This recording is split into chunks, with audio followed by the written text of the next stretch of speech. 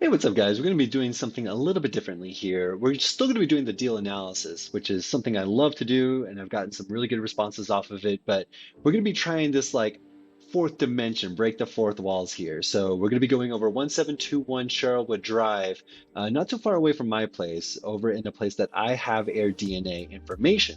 So for those of you that are interested in purchasing an Airbnb over in the Sherwood area, this is the place to go. So this is going to be chock full of information here. There's a lot of good information, especially with the AirDNA information and how to analyze this deal. So with that being said, let's get right into it. All right, so we got that 1721 Sherwood Drive location over in Denver. Original list price was $595, which is interesting. Brought down 30 grand, and the days on the MLS is 240. So to start things off, like with that 240 days on the MLS, a lot of people would see that as a red flag. So I called up the listing agent and was like, hey, I've seen this property on for a very long time. The first time that I saw it was actually in July. The place itself is beautiful. I don't find too many qualms about it. And it's even in a neighborhood that I understand and I enjoy. It's one of the higher end places as well. So rehabbed, all said and done, it's ready to be rented out. So the person who owns it is not operating it as a house hack, but as an Airbnb. So I asked the listing agent, like, hey, what's going on with this place? It's been on the market for 240 days. He said that he's operating as an Airbnb. So there's really no rush to it, especially since he's potentially cash flowing on the place. So I thought that was really interesting. So I'll get into those AirDNA numbers, later on in this. Yeah, so with 240 days on the MLS, tax annual amount is 2,970. We got the building area, 2,100 square feet, about 1,000 square feet on the main floor and the basement. It's really nice. I really like what they did with the place. Kitchen's interestingly placed. I mean, you get to see out into the window, see what's going on in your neighborhood at the same time, but there's a lot of open space here for like your fireplace, see the backyard, you get a shed in the back as well, recessed lighting. Pictures do a great job with this particular listing. I like that dark blue feel as well, and it looks like freshly poured concrete. I really like this. Statement pieces, bathroom looks great too. Yeah, they rehabbed it pretty well. So there was one portion of the kitchen, if you see the door up here, up in this location, you can see that this door actually leads to the backyard. So with that being said, having that access to the backyard means you get an instant, you get that outside entrance coming in. So really cool. I don't think they've fully realized that, especially utilizing it as a house hack. So you get the downstairs, there's 2 fireplaces. There's no egress window in one of the bedrooms. Bathroom looks nice here too. Looks great. There is an egress window here, which is pretty cool. And, you know, it's all set. They rent out the whole place as opposed to just living in the basement and have the main floor operate as an Airbnb or vice versa. Water heater looks a little bit older. They probably already have a washer dryer for the listing. So, I mean, the place looks great. Maybe some landscaping needs to be done, but nonetheless, it's a particularly decent looking place.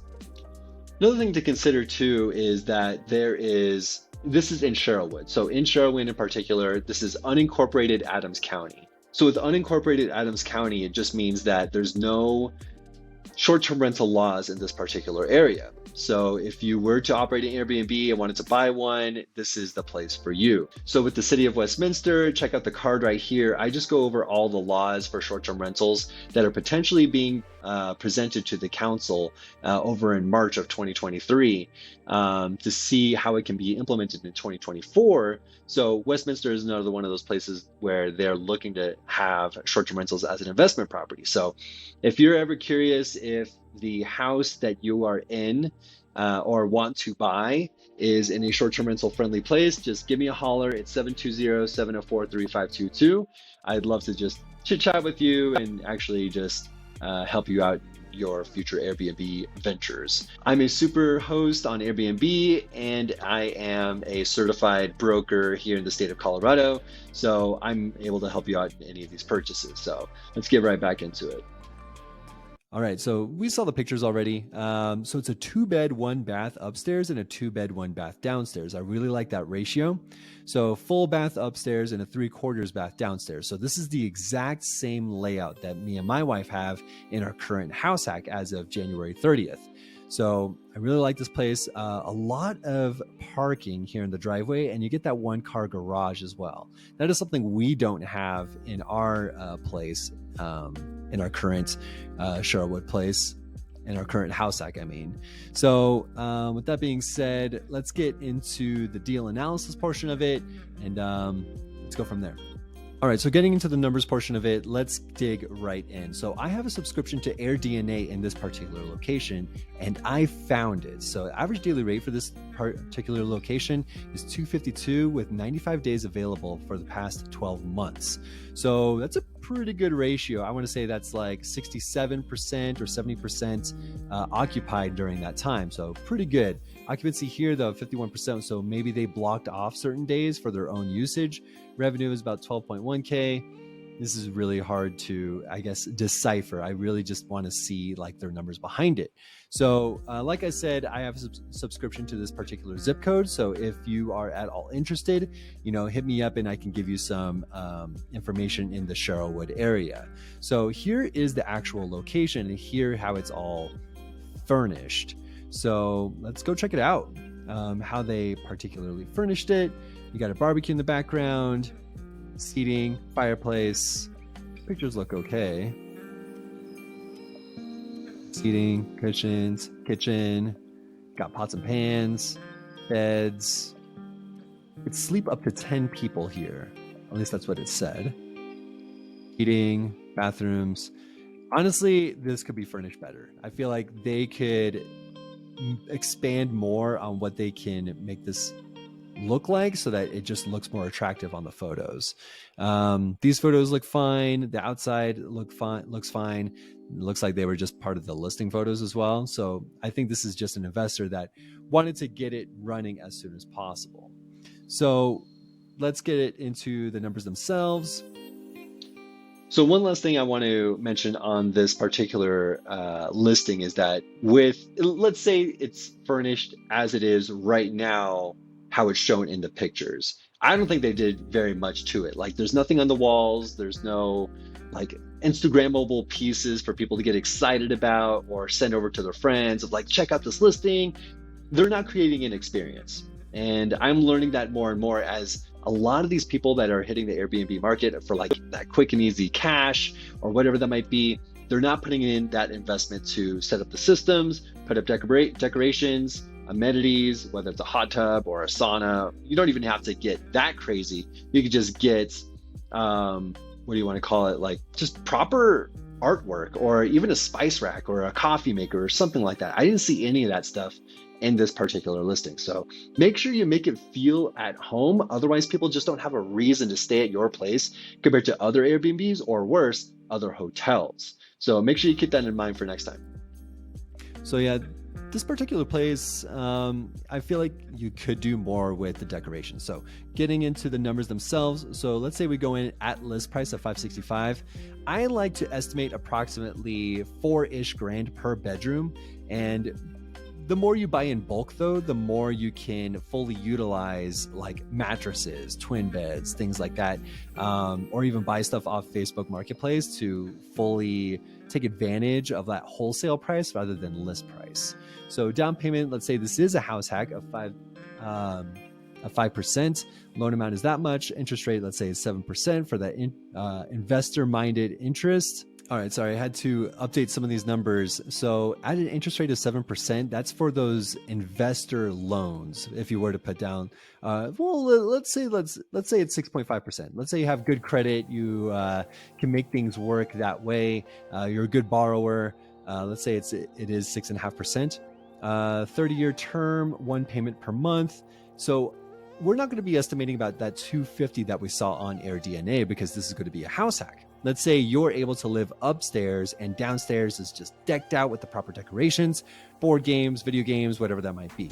I feel like you got a lot of potential here to raise that certain amount, especially with the occupancy on AirDNA for this current place was at 50%.